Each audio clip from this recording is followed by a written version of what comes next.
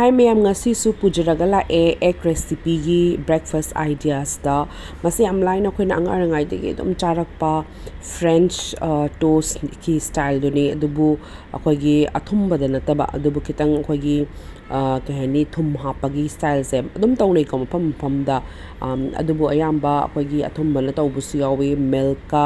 yerum ga smaina mix tawra kitang sugar hapaga butter da tawba adubu ain dis da akoi angarangai de sum pizza pa ko baba ne am tawba mathel ne akoi gi de se every week twice thrice adum taweba aduga masda yerum ga adagi sangom ga tum kitang hapaga ko adumain tawraga akoi gi pans da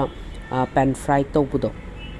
icham cham ne am laiba aduga am feeling su eba breakfast ta aduga yamna su hawba angang na su yam pamba adum tawbi ba yai mase tomato sauce kharaga serve tawba yai adubu nang na kitang sweet ohenge ta di honey ga or maple syrup komba hapaga aduga sugar kitang drizzle tawraga su yam hawbane mayam soidina tawbiyo mase